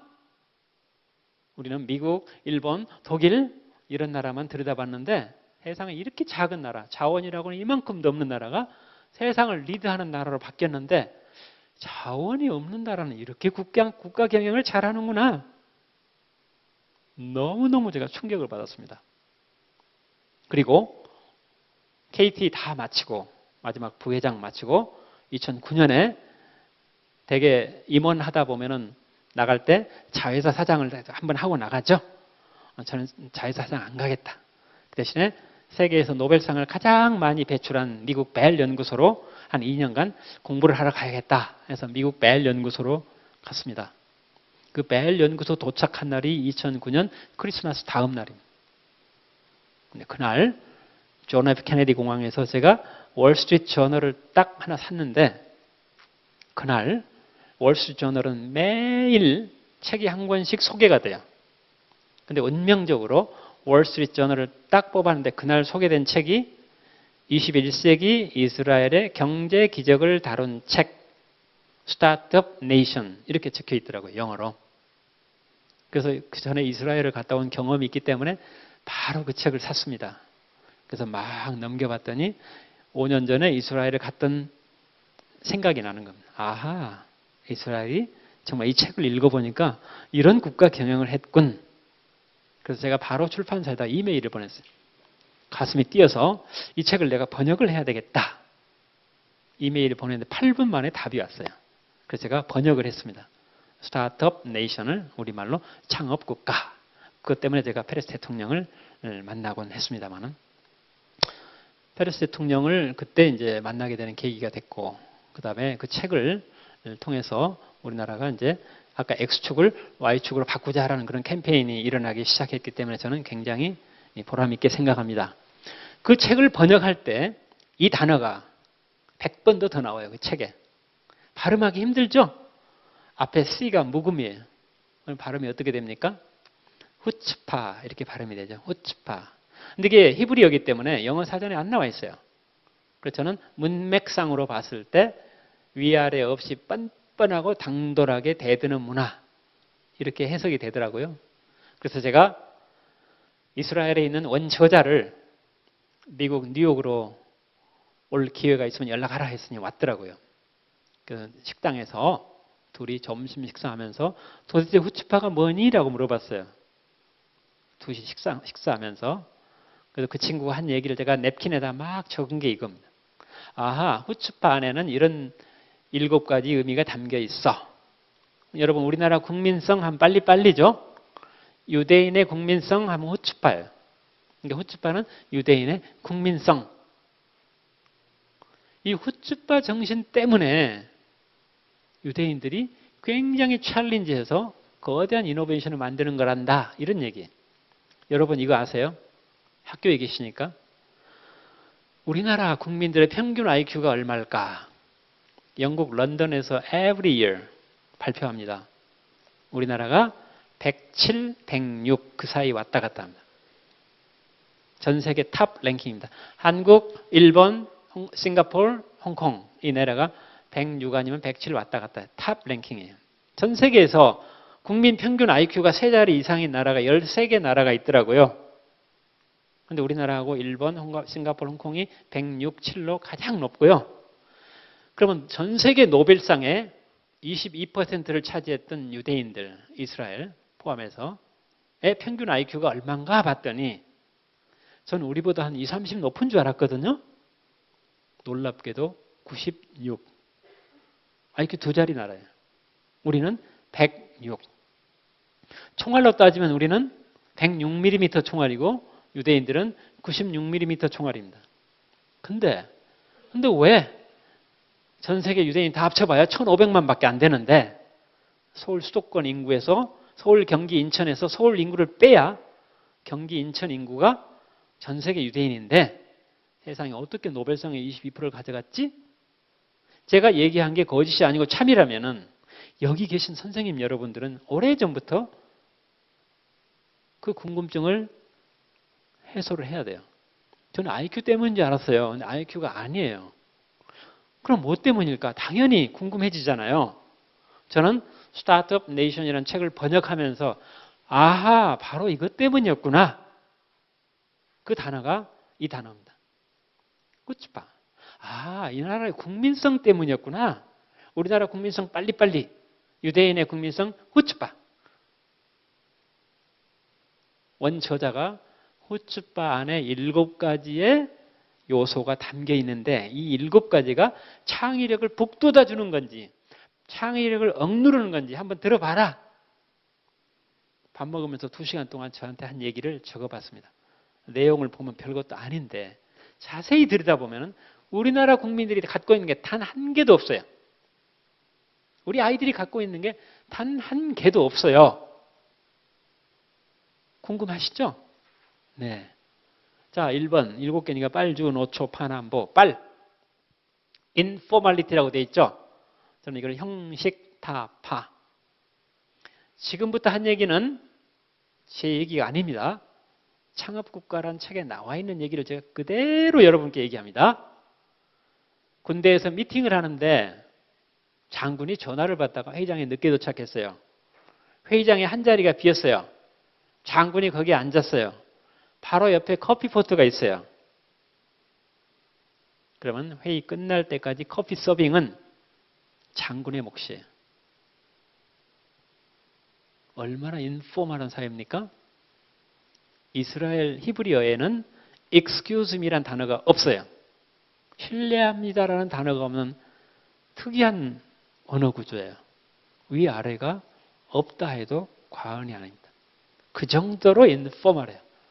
물론 우리가 장유 유서 문화이기 때문에 이 문화를 일거에 받아들일 수 있는 것은 아니지만은 정말 크리에이티비티를 요하는 조직이라고 했을 때는 포멀한 조직이어야 됩니까? 인포멀한 조직이어야 됩니까? 이제 우리는 상당히 인포멀한 문화 조직, 굉장히 중요한 요소로 떠오를 시기가 됐다. 두 번째가 주황색이죠. questioning authority. 저는 이거를 질문의 권리. 아까 비디오에 나왔죠. 두 사람이 사과를 서로 교환하면 그래도 하나밖에 안 되지만은 두 사람이 아이디어를 서로 교환하면 1인당 2개씩. 그래서 아이디어를 일단 만드는 게 중요하겠죠. 토론. 아이디어를 다 만든 다음에는 교환하면 되겠죠. 이게 질문. 따라서 유대인 학교에 가보면은 어마어마하게 질문합니다. 유대인 사회에서는 이 세상에 바보 같은 질문은 없다. 이 세상에 있는 모든 질문은 바보 같은 스투피드한 질문은 없다는 얘기예요. 어마어마하게 질문합니다. 세 번째가 mashup, 섞인다는 뜻이죠. A와 B를 섞은다. 이스라엘의 카이스트라고 하는 테크니온 대학이 있습니다. 이 테크니온 대학 안에는 의대, 약대가 포함되어 있습니다. 우리나라 카이스트는 의대, 약대가 없죠. 여기 의대, 약대는 의사, 약사 자격증을 절대 주지 않습니다.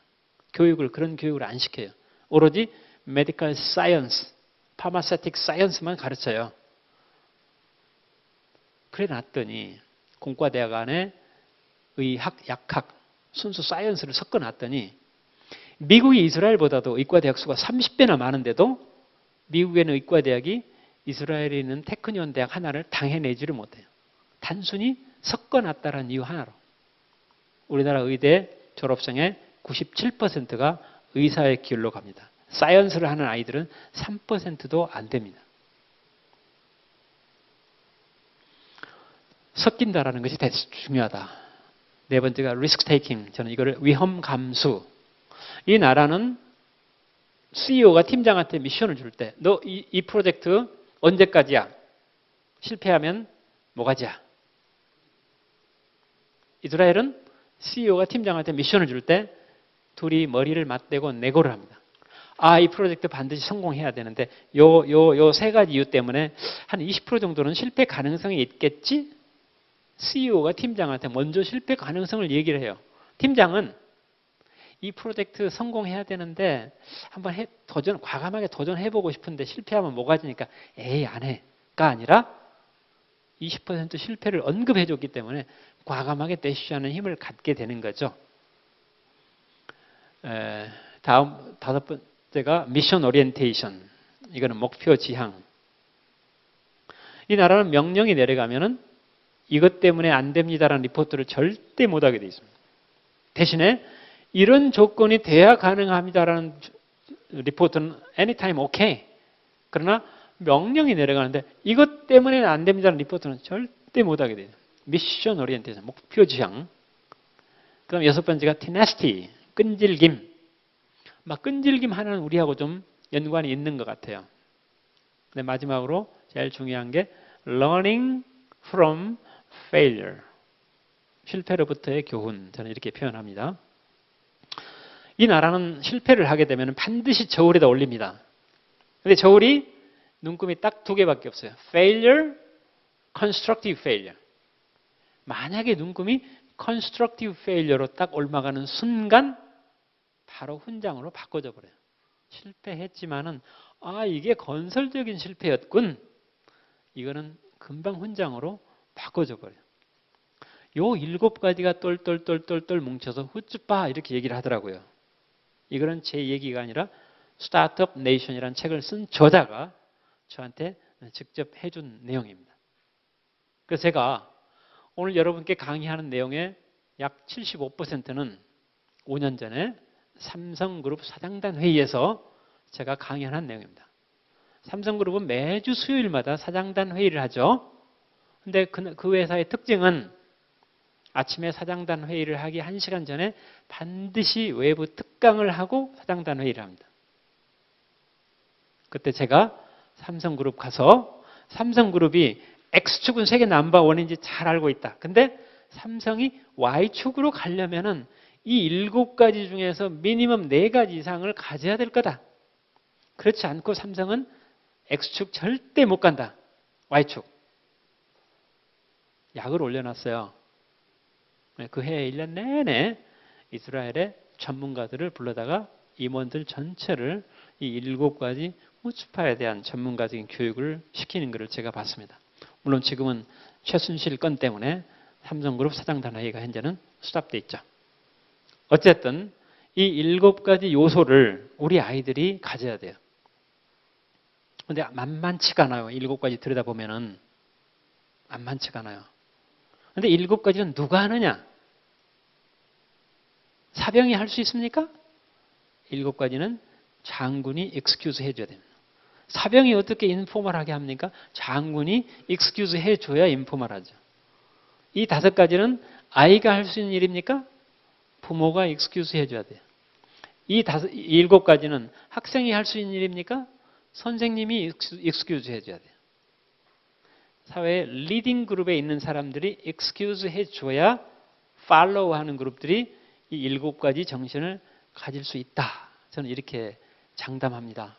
그래서 앞으로 우리 문화가 정말 창의력을 원천으로 해서 4차 산업혁명이라는 이미지네이션을 이노베이션을 바꾼다라는 이런 패러다임 하에서 7가지 정신이 대단히 중요한 요소로 간주가 돼야 되겠다 이런 생각을 합니다. 다시 한번 리마인드 한다면 왜 질문이 이렇게 중요하냐? 왜 섞인다라는 것이 이렇게 중요하냐? 그리고 왜 비록 실패했지만은 건설적인 실패였는지를 분명히 들여다볼 필요가 있느냐 하는 것들입니다. 마지막 슬라이드입니다. 이 사진의 주인공이 누굴까요? Challenge and Response, 도전과 응전. 영국의 역사 문명학자였던 아놀드 토인비죠. 토인비의 사진입니다. 모든 역사와 문명은 챌린지가 왔을 때 good response한 역사와 문명은 survive 했고 챌린지가 왔을 때 response를 못한 역사와 문명은 전부 사라졌다. 우리 150명 되는 이 집단에 챌린지가 왔을 때 그 중에 한두 명이 good response 하면은 150명 다 잘 살 수 있다. 그 한두 명을 우리가 토인비가 creative minority라고 그랬죠. 창조적인 소수. 근데 토인비가 살던 세상은 인터넷이 없던 세상입니다. 지금은 인터넷 세상이죠. 토인비가 주장하는 여기 150명 중에 한두 명 creative minority 대단히 중요하고요. 못지않게 더 중요한 거는 이 150명 전체가 가지고 있는 집단지성. 저는 이거를 감히 creative majority 이렇게 표현을 해봤습니다. 그래서 앞으로 우리 아이들이 나중에 사회 리더가 된다면은 크리에이티브한 마이너리티를 발굴하는 것 대단히 중요하고 못지않게 중요한 것이 크리에이티브한 머저리티, 전체의 집단 지성을 잘 정제해서 발췌해내는 것, 그리고 이 2가지를 잘 하모나이즈 하는 것 대단히 중요하다 이렇게 생각합니다. 제 강연은 여기까지 끝났고요. 제가 사족을 몇 개만 더 붙이겠습니다. 여러분 혹시 지금 핸드폰이 있으시면은 유튜브를 한번 열어보십시오. 그리고 유튜브에다가 아까 제가 후츠파라고 얘기했죠. 후츠파 한번 쳐보십시오. 유튜브에다가 후츠파 하면은 여러 가지 비디오가 나올 겁니다. 제가 강연했던 것들 많이 나올 겁니다. 그 중에서 청년 후츠파로 일어서라. 여기 나와 있죠. 한 50분 정도 되는 그 영상물이 나올 겁니다. 그게 1부, 2부, 3부 3개가 있습니다. 1부, 2부, 3부 다 50분, 52, 3분 되는 게 있는데 여러분은 그 3개의 비디오를 꼭 한번 보시기 바랍니다. 제가 창업국가라는 책을 우리나라에 퍼블리싱 했더니 번역을 해내놨더니 우리나라의 리더 그룹들이 거의 다 그 책을 다 읽었어요. 기업의 CEO들, 기업의 임원들, 장차관들, 청와대 비서관들, 군대 리더들 다 읽었어요. 그리고 저한테 당신이 책을 번역했으니 우리 일일이 이스라엘 가려면 비행기 값도 많이 드니까 당신이 가서 다큐멘터리를 하나 만들어 와라 해서 한 달간 머물면서 33명을 인터뷰를 해서 다큐멘터리를 만들어 왔습니다. 그거를 1부, 2부, 3부로 만들어 놨으니 제가 만들었다고 해서 여러분께 자랑하려고 여러분께 얘기하는 게 아니라 교육 현장에 계신 여러분들 꼭 한번 보시기 바랍니다. 일단 여러분이 3시간을 보게 되면은 500만 원 여러분 봅니다. 어떻게? 왕복 비행기표 200만 원, 한 달간 머무는데 300만 원에서 일단 500만 원 벌고요. 그걸 보시게 되면은 아프니까 청춘이다라고 쓰러져 있는 청년들이 그 비디오를 보고 아하, 우리 또래의 이스라엘 세상은 이런 세상이구나 하고 벌떡 일어설 겁니다. 그래서 제가 제목을 후츠파로 일어서라. 아프니까 청춘이다가 도대체 뭐니? 한번 여러분 보시고요. 여러분 자제분들이 중고등학교 이상 되는 자제분이 있다면은 꼭 한번 보시기를 제가 권장을 합니다. 여러분 제자들에게도 한번 보도록 권장을 합니다. 아울러서 제가 차관으로 재직할 때 갔다 온 그 비디오를 근간으로 해서 청년 후츠파로 일어서라라는 책을 아예 만들었습니다. 오늘 주제가 이미지네이션을 이노베이션을 바꾸자고 그랬죠? 그래서 이미지네이션하고 이노베이션을 합쳤더니 이미지노베이션, 물론 사전에 없는 단어입니다. 사전에 없다고 저한테 블레임하지 마세요. 네. 그래서 이 두 책을 썼습니다. 이 책이 문광부에서 우수도서 이렇게 선정이 돼가지고 전국에 있는 국공립도서관에다가 문광부에서 구매해가지고 다 보냈더라고요. 그러니까 여러분 댁 근처에 있는 국공립도서관에 가시면은 이 책이 다 있습니다. 혹시 여러분 학교에도 이 책이 있는 데가 꽤 많을 겁니다. 여러분 아이들이 꼭 한번 읽어보면 좋겠다.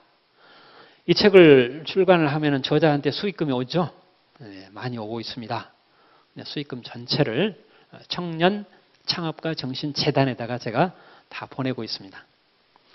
어쨌든 오늘 여러분과 2시간 이렇게 얘기할 수 있는 기회를 갖게 됐고, 왜 소프트웨어라는 골치 아픈 주제가 우리 사회의 화두가 됐고 또 역사적으로 시기적으로 우리 아이들이 그 부분에 있어서 앞서 가야 되는지에 대한 부분을 에둘러서 제가 다른 사례를 통해서 여러분께 말씀을 드렸습니다.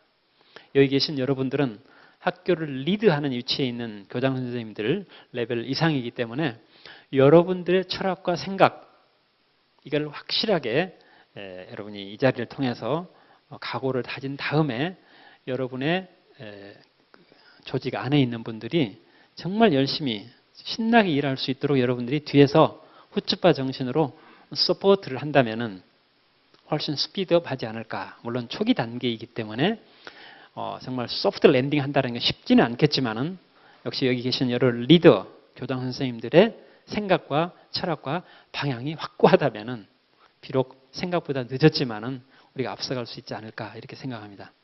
오늘 2시간 동안 정말 이렇게 경청해 주신 그룹은 성인 교육인데 제가 처음입니다.